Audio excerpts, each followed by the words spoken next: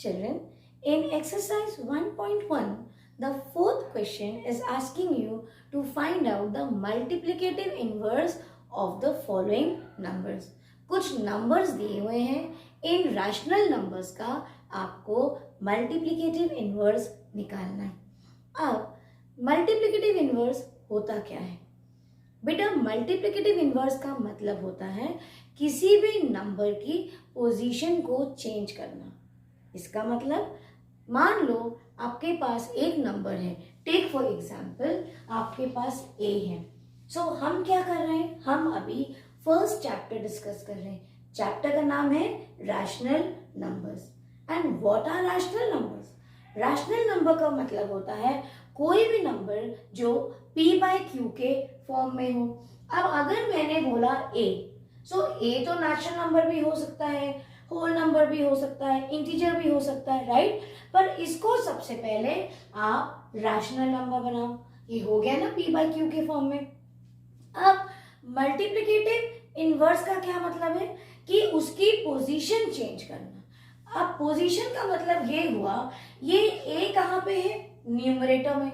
सो a को ले आओ डिनोमिनेटर में, और 1 कहाँ पे है, डिनोमिनेटर में. सो इसका रेसिप्रोकल जब होगा तो जो 1 है डिनोमिनेटर से आ जाएगा न्यूमरेटर में. सो यही होता है मल्टीप्लिकेटिव इनवर्स. एक चीज और, यहाँ पे एक क्वेश्चन और हम समझ लेते हैं, पॉइंट समझ लेते हैं. कुछ क्वेश्चंस आगे जिसमें आएगी ये बात.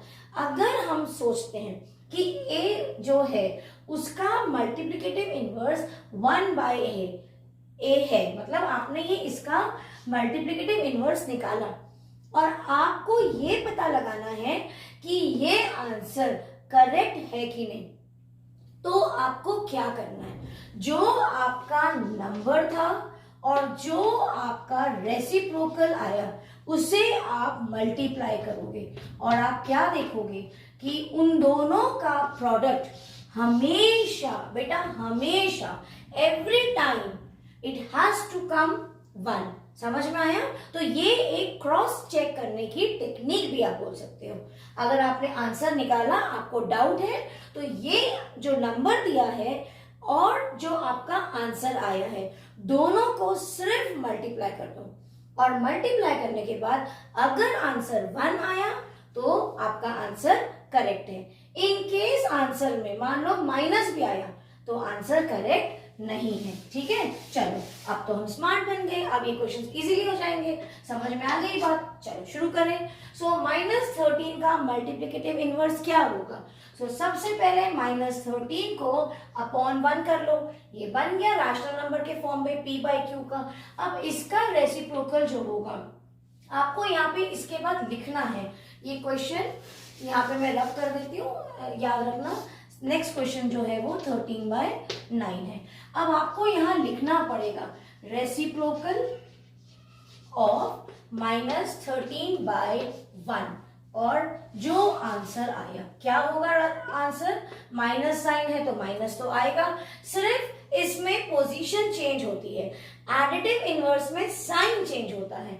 सो जो 13 है न्यूमरेटर में था डिनोमिनेटर में आ जाएगा. 1 जो डिनोमिनेटर में है 1 पे आ जाएगा. सो ये है हमारा आंसर. अब जो सेकेंड क्वेश्चन था वो था -13/9.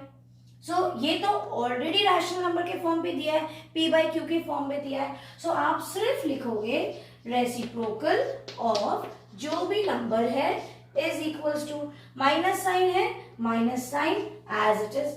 क्या चेंज होगी, इनकी पोजीशन चेंज होगी. n will come to d and d will come to n. So this will be the answer. Next question 1/5. Again this is a rational number. अच्छा, रेसिप्रोकल ऐसा नहीं है कि आप सिर्फ रैशनल नंबर्स का निकालते हो.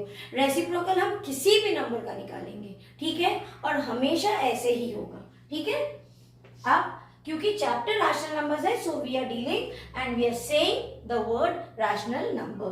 अब 1/5 है, सो क्या होगा, कोई साइन नहीं है, मतलब पॉजिटिव. सो ये भी पॉजिटिव रहेगा. अब जो न्यूमरेटर में 1 था वो डिनोमिनेटर में आ जाएगा, जो डिनोमिनेटर का 5 था वो न्यूमरेटर में आ जाएगा। सो ये क्वेश्चंस तो इजी थे। अब देखते हैं ये क्वेश्चन कैसा है। ये क्वेश्चन भी बहुत इजी है। इसमें क्या करना है, जब आप ये क्वेश्चन देखते हो इसमें आपको दो रैशनल नंबर्स का प्रोडक्ट दिख रहा है, ठीक है। तो हम इसका मल्टीप्लाई करके पहले आंसर निकालेंगे। अच्छा, जरूरी नहीं है बेटा कि हमेशा मल्टीप्लाई करेंगे। इस नंबर में हम देख रहे हैं 5 और 7 आपस में नहीं जाते, 5 और 8 नहीं जाता, 3 और 8 नहीं जाता, ठीक है ना। तो कुछ भी कॉमन नहीं है, इसीलिए हम डायरेक्टली इसको मल्टीप्लाई करेंगे। सो 5 3 मैं यहां लिख रही हूं, आप लोग हमेशा नीचे लिखेंगे, ठीक है। Because of less space I am writing that side.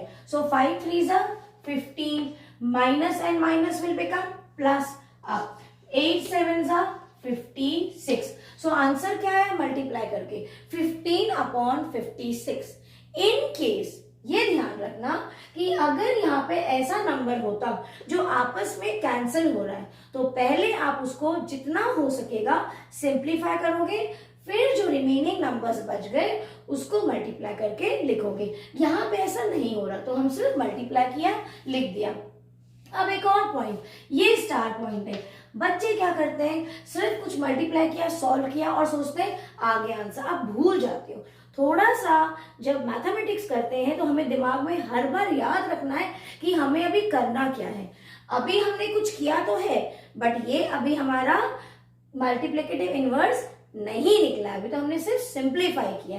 अब आपको यहाँ पे लिखना पड़ेगा रेसिप्रोकल ऑफ 15/56। क्या आ जाएगा, 56 अपॉन 15, ठीक है।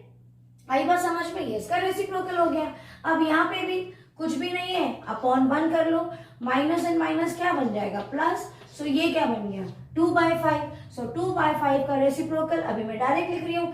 Position gets change, so numerator will become denominator, denominator will become numerator.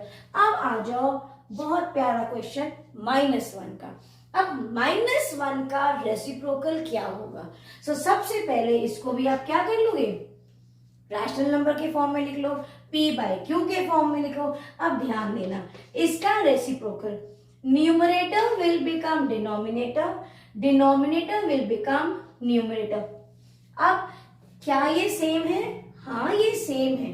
क्यों, भले ही नेगेटिव साइन न्यूमरेटर में हो या डिनोमिनेटर में, ये बन क्या गया। अगर आप इसको वापस सिंप्लीफाई करके लिखोगे, जैसे अभी इसको लिखे थे, इसको भी अगर आपको लिखना है आप ऐसे ही लिखोगे। सो इससे हमने एक चीज और कंक्लूड की, हमने एक चीज ऑब्जर्व की कि 1 का या -1 का रेसिप्रोकल हमेशा सेम होगा। ये बात ध्यान रखना।